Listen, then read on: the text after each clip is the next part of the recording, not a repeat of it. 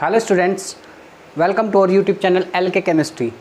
Students, आज के video lecture में हम जनरल ऑर्गेनिक केमिस्ट्री का बहुत ही इंपॉर्टेंट टॉपिक शुरू करेंगे, दैट इज रेजोनेंस। और ये जो रेजोनेंस है, हमारे जो यूनिट हमने स्टार्ट किए थे रिएक्शन मैकेनिज्म का पार्ट है। और रेजोनेंस से पहले हमने इंडक्टिव इफेक्ट को पढ़ लिया था।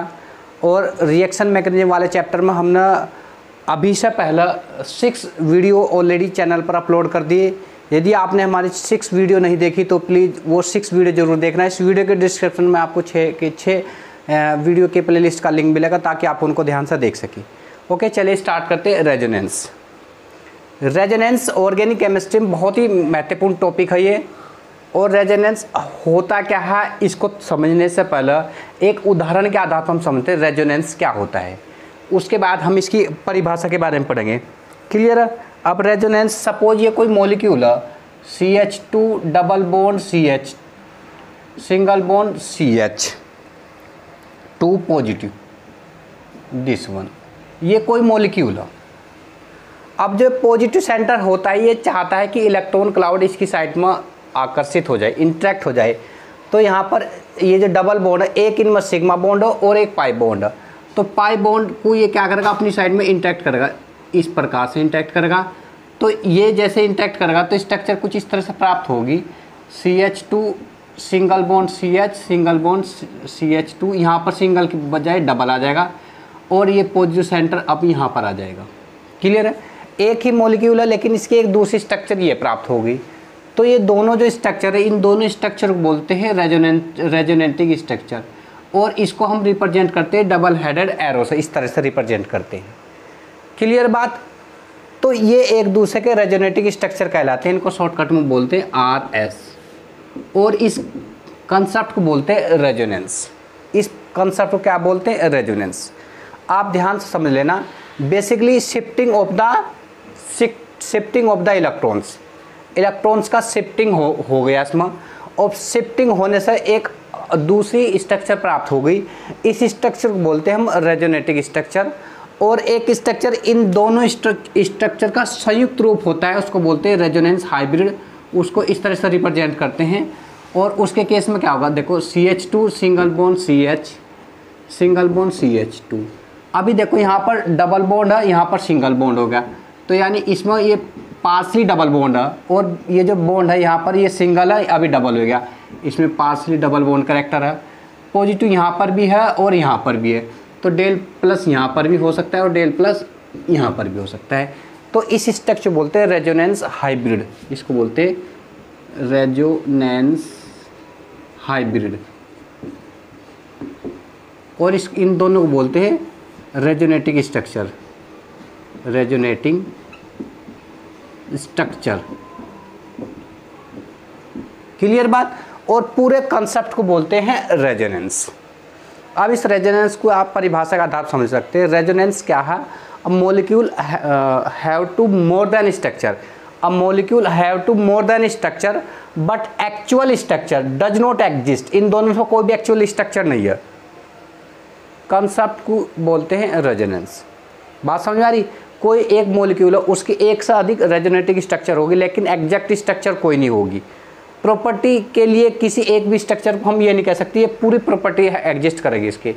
और इनके एक संयुक्त रूप को बोलते हैं रेजोनेंस हाइब्रिड। तो इस कंसेप्ट को बोलते हैं resonance.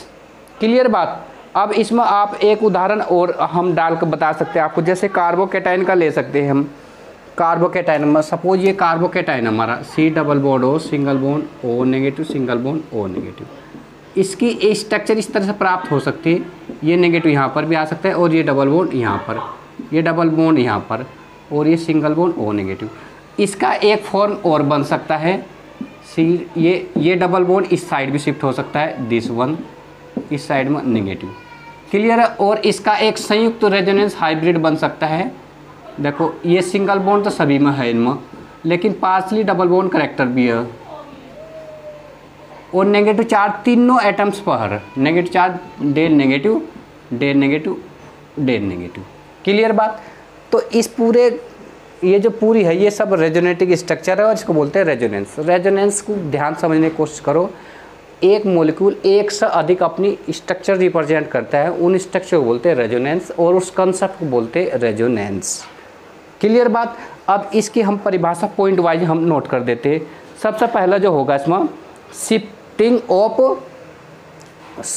Of the pi electron, सबसे पहला पॉइंट जो होगा हमारा shifting of pi electrons, shifting of pi electrons और लोन पेयर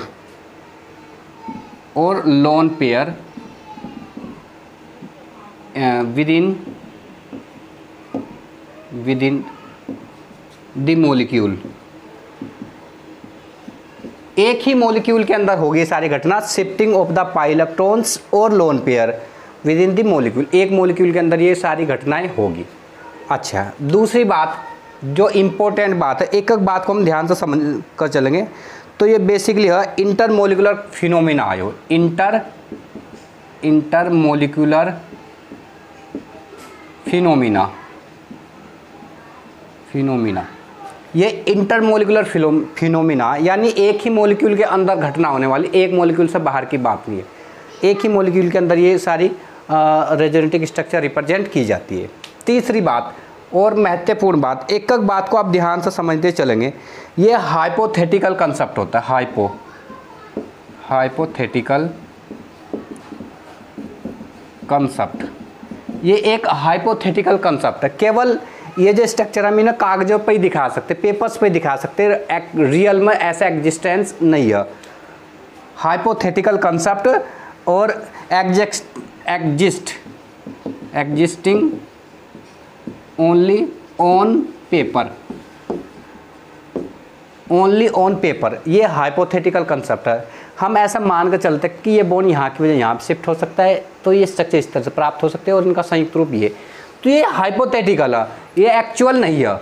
एक्चुअल में हम इसको पेपर पर नहीं दिखा सकते, एक्चुअल में ये ऐसा नहीं है, पेपर पर जो हम दिखा रहे हैं ये एक रेजोनेटिक स्ट्रक्चर है और ये सब क्या है, ये हाइपोथेटिकल है। क्लियर है।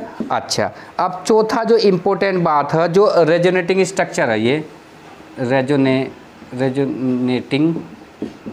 स्ट्रक्चर, ये सब क्या है, इमेजिनरी है, इमेजिनरी, ये सब क्या है, काल्पनिक है, ये कल्पना की गई कि ये बॉन्ड यहाँ की वजह यहाँ शिफ्ट हो सकता है, यहाँ की वजह यहाँ शिफ्ट, एक्चुअल नहीं है ये सब क्या है, एक काल्पनिक बात है। क्लियर बात। अच्छा, एक इम्पोर्टेंट बात और नोट कर लेते हैं, एक बात कर लेते हैं हाइब्रिड, एक बात कर लेते हैं हाइब्रिड, पांचवा हाइब्रिड जो हमने लिखा है ना, हाइब्रिड स्ट्रक्चर। हाइब्रिड जो है, हाइब्रिड बेसिकली क्या है, combination of all resonating structure, सभी रेजोनेटिक स्ट्रक्चर का क्या होता है, अगर हाइब्रिड कॉम्बिनेशन होता है। ये जैसे हमने यहाँ पर हाइब्रिड बना, ये हाइब्रिड बना, तो ये जितनी हमारी रेजोनेटिक स्ट्रक्चर है, ये रेजोनेटिक, इन सब का क्या है, कॉम्बिनेशन फॉर्म। तो हाइब्रिड क्या है, combination of all resonating structure. और 6 वह महत्वपूर्ण बात, इस बात को भी ध्यान से समझ लेना, रेजोनेंस के लिए क्या, कॉन्जुगेशन होना जरूरी है। रेजोनेंस के लिए कॉन्जुगेशन मस्ट, कॉन्जुगेशन होना बहुत ही जरूरी रेजोनेंस के लिए। अब ये सभी पॉइंट को आप ध्यान से एक एक समझते चलना। Shifting of the pi electrons और lone pair within the molecule, एक मॉलिक्यूल के अंदर पाई इलेक्ट्रॉन का शिफ्टिंग या लोन पेयर का होगा, ये कंडीशन है रेजोनेंस के लिए। और इंटरमोलिकुलर फिनोमिना, एक ही मॉलिक्यूल के अंदर ये सारी घटनाएं होती है। तीसरी बात, ये सभी हाइपोथेटिकल कंसेप्ट है, ये केवल पेपर पेन पे ही दिखा सकते हैं, रियल में एग्जिस्ट नहीं करते। और रेजोनेटिक जो स्ट्रक्चर होते हैं ये सब कैसी होती है, इमेजिनरी स्ट्रक्चर होती है। और जो हाइब्रिड स्ट्रक्चर होती है वो कॉम्बिनेशन होता है ऑल रेजोनेटिक स्ट्रक्चर्स का, और रेजोनेंस के लिए कॉन्जुगेशन होना जरूरी होती है। अब कॉन्जुगेशन क्या है, कॉन्जुगेशन का मतलब है सिंगल डबल, इसको कॉन्जुगेशन बोलते हैं, यानी single bond double bond, single bond double bond, इसको बोलते हैं कॉन्जुगेशन। क्लियर है। तो ये घटनाएं होती है रेजोनेंस के लिए, ये बहुत इंपॉर्टेंट है, आप इन सभी को नोट कर लो। ओके, अब हम रेजोनेंस के टाइप्स के बारे में बात करें, कितने टाइप से किसी मॉलिक्यूल में रेजोनेंस हो सकता है, इसको ज़रा ध्यान से समझ लेना बात। ये 5 प्रकार से होता है। कितने प्रकार से? 5 प्रकार से। देखो हमने 5 प्रकार को दिखाया। पहला क्या है? Sigma pi sigma plus, plus का मतलब वैकेंट पी ऑर्बिटल, एक टाइप्स ये। दूसरा टाइप हमारा पाई सिग्मा लोन पेयर और माइनस, लोन पेयर में माइनस भी हो सकता है, ओके। और तीसरे प्रकार हमारे दिखाया ये यहाँ पर, इसमें होगा pi sigma free radical, okay. चौथा टाइप पाई सिग्मा पाई और पांचवा लोन पेयर सिग्मा पाई। ये 5 टाइप्स होता है। अब इसको हम पांचों टाइप्स को डिटेल में 1 बाय 1 विद एग्जाम्पल बात करते हैं। देखो पहले वाले में क्या है? Pi sigma plus vacant. जैसे ये एग्जाम्पल है, कोई मॉलिक्यूल ये है, इसमें ये तो हमारा होगा पाई सिग्मा प्लस। देखो है तीनों चीज़ है ना इसमें। तो इस केस में क्या होगा? ये प्लस वाला पाई इलेक्ट्रॉन को अपनी साइड में खींचने की कोशिश करेगा। जैसे ये बॉन्ड यहाँ की हो जाए, ये यहाँ शिफ्ट हो जाएगा, यहाँ पर डबल बॉन्ड आ जाएगा। तो इस कार्बन ने ये डोनेट की, इसलिए इस कार्बन के पास प्लस आ जाएगा। तो स्ट्रक्चर ये बनेगी। ये दोनों रेजोनेटिक स्ट्रक्चर है, RS ये RS, और ये स्ट्रक्चर इन दोनों की हाइब्रिड स्ट्रक्चर है। इसको बोलते हैं हाइब्रिड स्ट्रक्चर। क्या बोलते हैं? Hybrid structure. ये रेजोनेटिक स्ट्रक्चर है। हाइब्रिड में ये डबल बॉन्ड यहाँ पर है, फिर ये डबल बॉन्ड यहाँ पर, यानी पार्सली डबल बॉन्ड करेक्टर है दोनों जगह। और ये प्लस चार्ज यहाँ पर भी है प्लस, और यहाँ पर भी है, इसलिए रेजोनेंस में हमने दिखा दिया हाइब्रिड है। रेजोनेटिक जो हाइब्रिड स्ट्रक्चर होते हैं वो रेजोनेटिक स्ट्रक्चर का सम होता है, कॉम्बिनेशंस होता है। तो ये इस तरह से हमने दिखा दिया। ये तो ए साइक्लिक का, ये साइक्लिक का उदाहरण ले लिया हमने कोई। ये CH2 प्लस, ये बेंजीन रिंग है। तो इसमें क्या है? ये पाई बॉन्ड जो है ये वाले जैसे यहाँ शिफ्ट हो गए, यहाँ पर डबल बॉन्ड करेक्टर आएगा और इस कार्बन के पास आ जाएगा प्लस चार्ज, और ये बॉन्ड रहेंगे। दूसरी स्टेप में क्या होता है? ये बॉन्ड जैसे यहाँ शिफ्ट होगा, यहाँ पर प्लस चार्ज होगा, ये पाई बॉन्ड यहाँ पर शिफ्ट हो गया और ये CH2 इस टाइप्स होगा। अगली स्टेप में ये बॉन्ड यहाँ पर शिफ्ट हो जाएगा, तो स्ट्रक्चर ये होगी। और इसके अगली जो स्ट्रक्चर है इसी के जस्ट इक्वलेंट है। डिफरेंस ये है इसका, ये जो पाई बॉन्ड है लोकलाइज हो गए। ये पाई बॉन्ड यहाँ की वजह ये नीचे आ गया, इसमें एक पोजीशन अपनी चेंज कर गया सभी, ठीक है। तो ये इसके कितने बन गए? 1 2 3 4 इसके क्या बन गए? रेजोनेटिक स्ट्रक्चर्स प्राप्त हो गए। क्लियर बात? अच्छा एक बात ध्यान रखना, जो मॉलिक्यूल जितने ज़्यादा रेजोनेटिक स्ट्रक्चर शो करता है वो उतना ज़्यादा क्या होता है? स्टेबल होता है। और रेजोनेटिक स्ट्रक्चर में एक चीज़ और देख रहे हैं हम, प्लस कहाँ आ रहा है? ऑर्थो और पैरा पोजिशन पर ही आ रहा है। ये भी ऑर्थो है, इसके रेस्पेक्ट में ये ऑर्थो, ये भी ऑर्थो, और ये पैरा। मेटा ये है, मेटा पर कहीं भी प्लस चार्ज नहीं आ रहा। इसका मतलब जब भी कोई न्यूक्लियोफाइल अटैक करेगा तो न्यूक्लियोफाइल अटैक कहाँ कर सकता है? या तो ऑर्थो पोजिशन पर अटैक करेगा या पैरा पोजिशन में, नॉट मेटा। मेटा पोजिशन में चार्ज नहीं है, इसका मतलब इलेक्ट्रॉन डेंसिटी इस पोजिशन पर ही कम है। क्लियर बात? अच्छा अब दूसरा टाइप हमारा पाई सिग्मा लोन पेयर का, पाई सिग्मा लोन पेयर का। अब देखो ये रहा pi sigma lone pair. Lone pair में नेगेटिव चार्ज भी हो सकता है, ओके। ये हमने देख लिया। अब जैसे ये यहाँ से सिग्मा पाई बॉन्ड यहाँ शिफ्ट होगा, ये डबल बॉन्ड करेक्टर आएगा, इस कार्बन के पास नेगेटिव। क्लियर बात?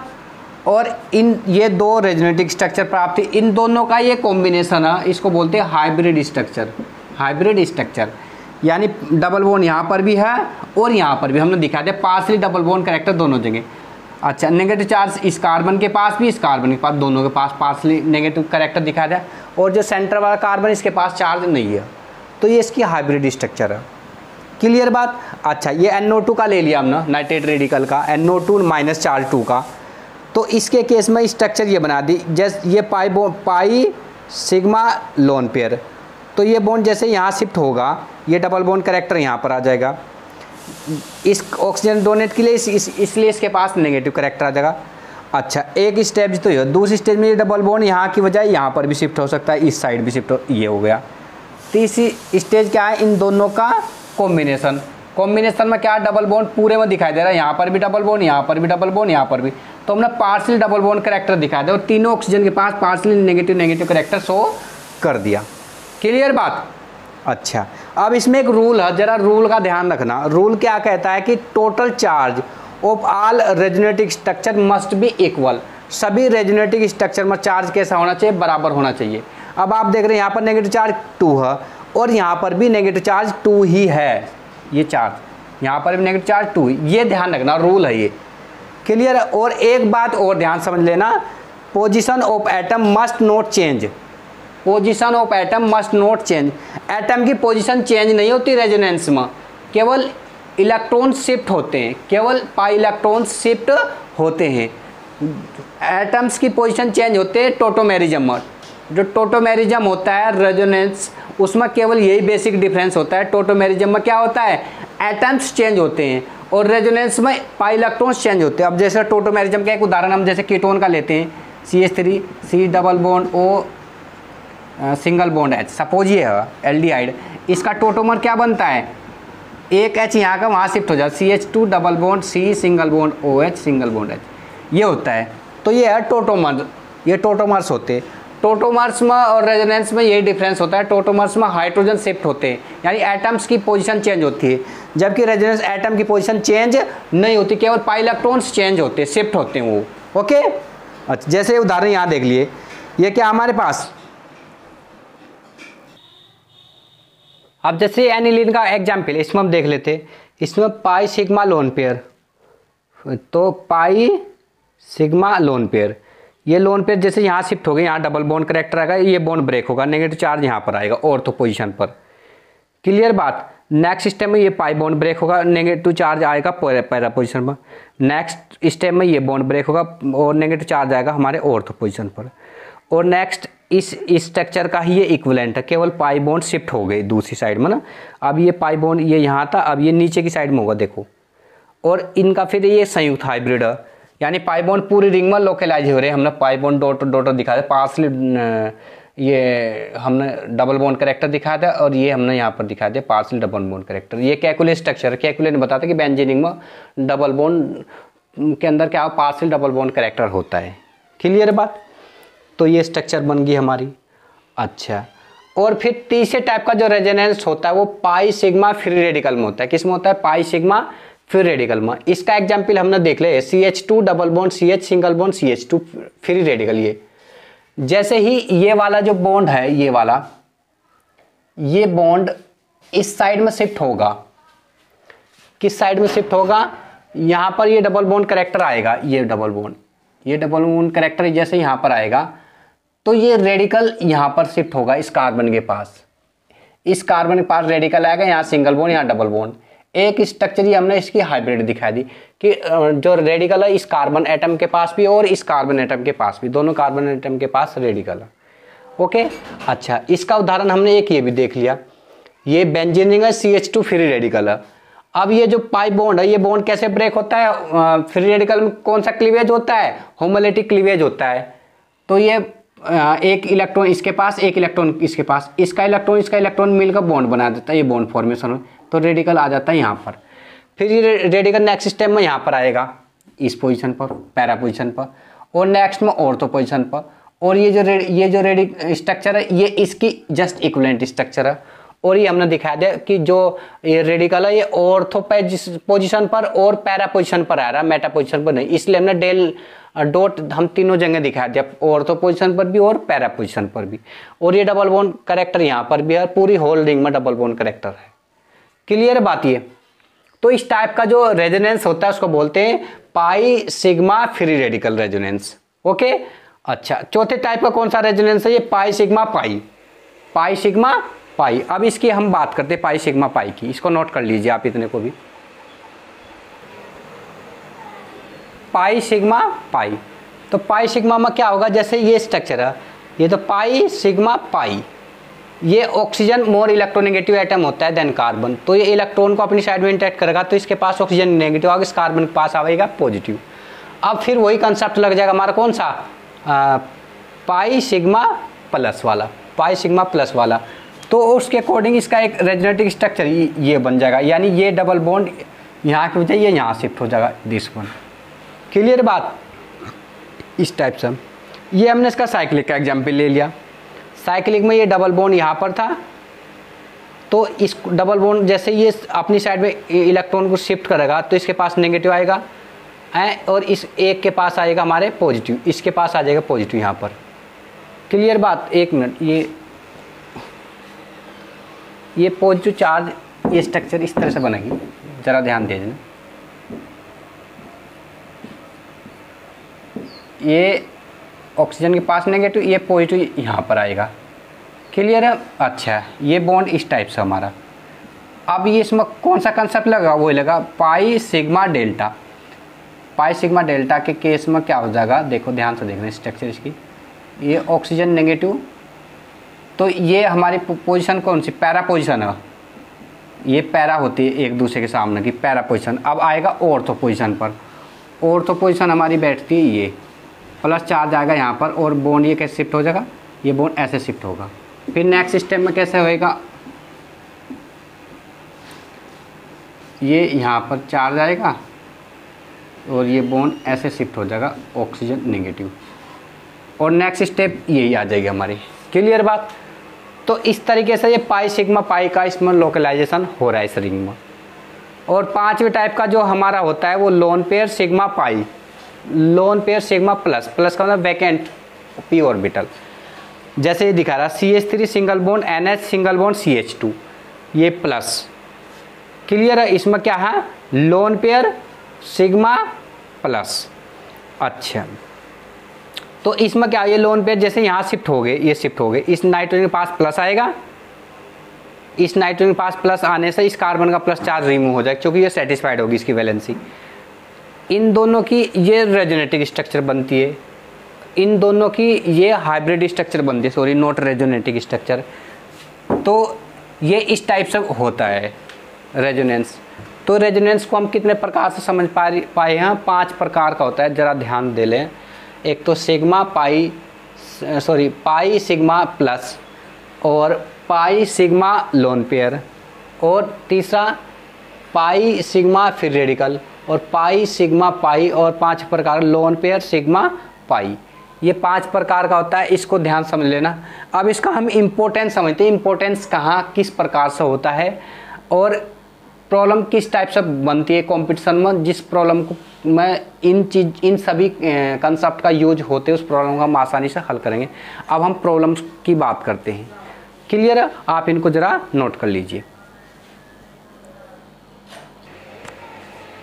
ये क्वेश्चन है, arrange in order of stability, stability के ऑर्डर में हमें इसको अरेंज करना। तो इसके कुछ रूल है, कैसे अरेंज करेंगे वो रूल लिख लेना। नंबर 1 रूल क्या है कि जो मोर नंबर ऑफ बॉन्ड्स जो होगा, जिसमें ज़्यादा नंबर ऑफ बॉन्ड्स होगा वो ज़्यादा स्टेबल होगा। मोर number of bonds must be stable. पहला तो जिसके अंदर जितने ज़्यादा बॉन्ड होंगे वो उतना ज़्यादा स्टेबल होगा। दूसरा रूल क्या होगा, जो न्यूट्रल होगा, neutral more stable then charged, neutral ज़्यादा स्टेबल होगा देन चार्ज। और तीसरा जो नेगेटिव चार्ज होगा, negative charge on more electronegative atom, more electronegative atom. ये 3 नियम है, इन तीनों नियमों का प्रयोग करते हैं इस प्रॉब्लम को हम सोल्व करेंगे।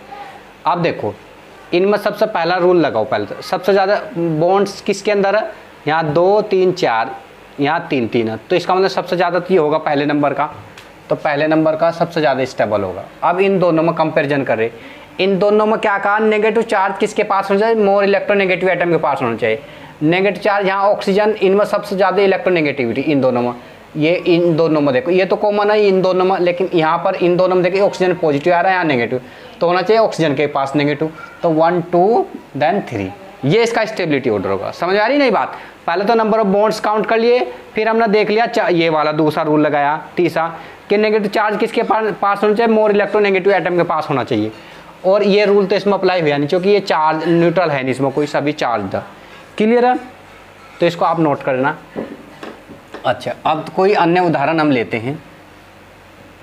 जैसे हमने ले लिया ये formaldehyde HC double bond O single bond OH, एक ये ले लिया, और एक ले लिया HC single bond O negative double bond O plus single bond H, this one, और एक ले लिया हमने HC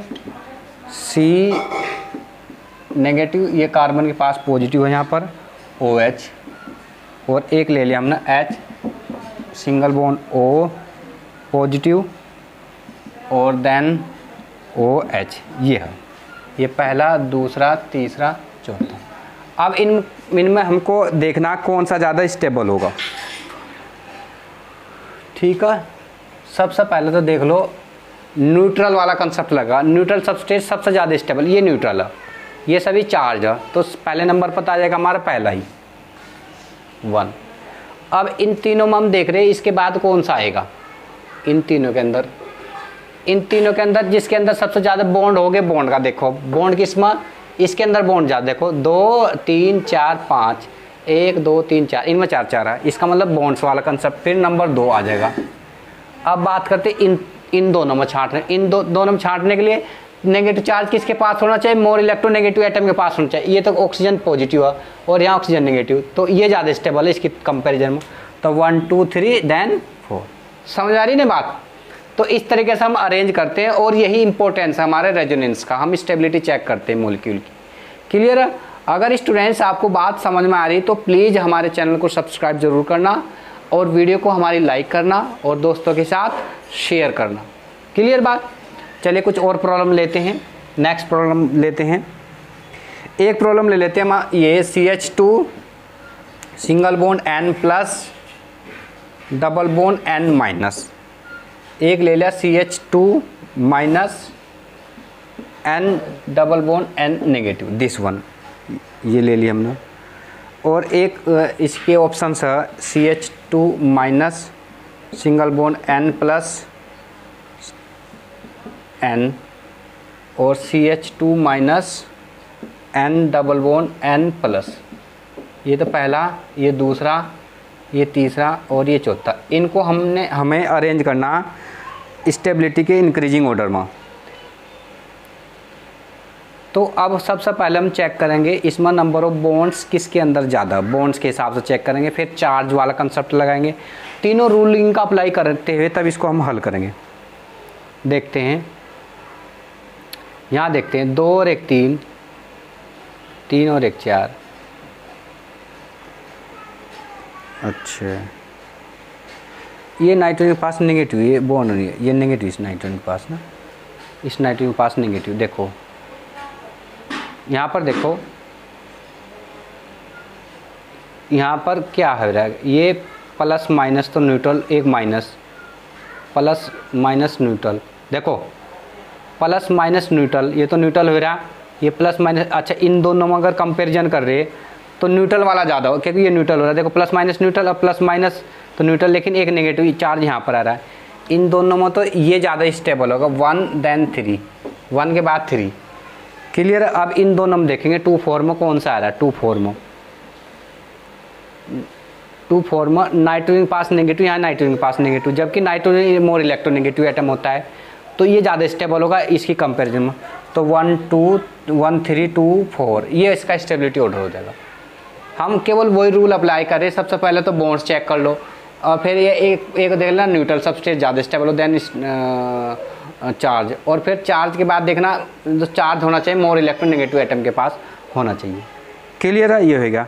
अच्छा, एक एग्जाम्पल और देख लेते हैं हम, इनको नोट कर लेना आपने।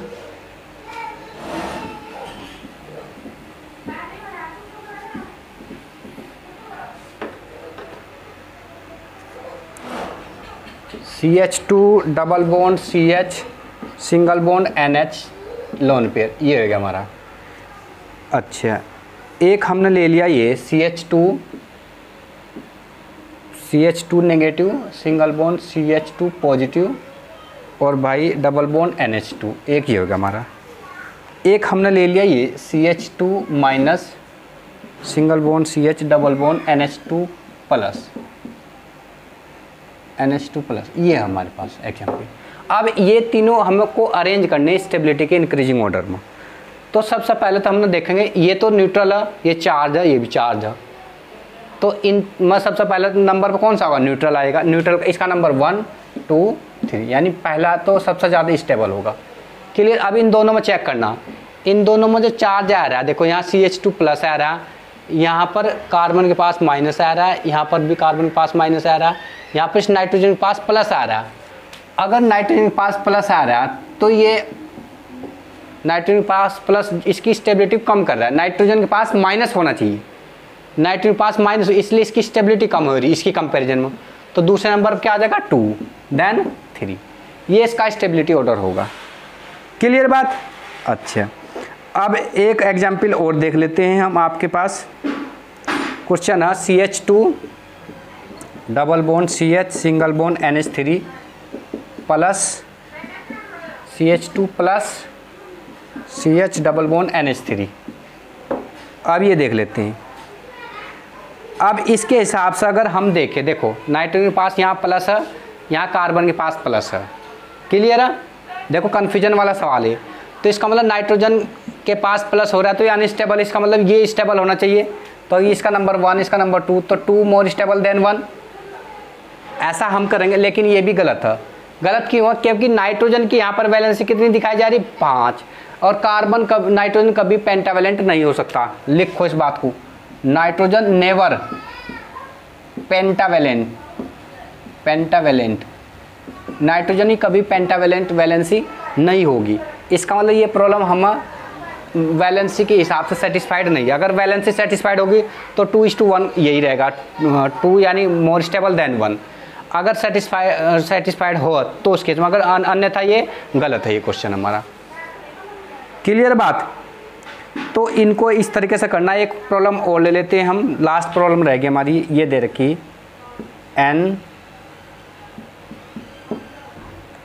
N double bond O single bond O negative, और ये प्लस है नाइट्रोजन के पास, NO2 है। एक दे दिया हमें ये N plus double bond O single bond O negative, और एक दे दिया हमको ये N plus double bond O this one. Clear? अब इनमें देखना स्टेबिलिटी का ऑर्डर हमें चेक करना। देखो यहाँ पर नाइट्रोजन ये प्लस, नाइट्रोजन के पास प्लस दे रखा, यहाँ पर भी नाइट्रोजन के पास प्लस है, यहाँ पर भी नाइट्रोजन के पास प्लस है, यहाँ ऑक्सीजन के पास माइनस है, इस ऑक्सीजन के पास माइनस है, इस ऑक्सीजन के पास ये ऑक्सीजन सेटिस्फाइड है। तो ये सबसे लिस्ट स्टेबल होगा। ये क्या होगा? लिस्ट स्टेबल होगा, सबसे कम स्टेबल ये होगा। ये नाइट्रोजन के पास, क्योंकि ये ऑक्सीजन सेटिस्फाइड है दोनों, और नाइट्रोजन की वैलेंसी कितनी होती है? 3 होती है, इसलिए नाइट्रोजन के पास यहाँ पर क्या दिखाया गया? प्लस है। अच्छा, इन दोनों में देखेंगे ये तो सबसे कम स्टेबल है, लेस स्टेबल है। अब इन दोनों में हम चेक करेंगे, इस ऑक्सीजन के पास नेगेटिव, यहाँ पे इस ऑक्सीजन के पास नेगेटिव, और ये इसका ही इक्विवेलेंट है। इन तीनों में ये चेक करना था हमें सबसे लिस्ट स्टेबल कौन सा है। ये सबसे क्या है? लिस्ट स्टेबल रहेगा हमारे पास। तो इस टाइप की प्रॉब्लम हमारे कॉम्पिटिशन बनते हैं।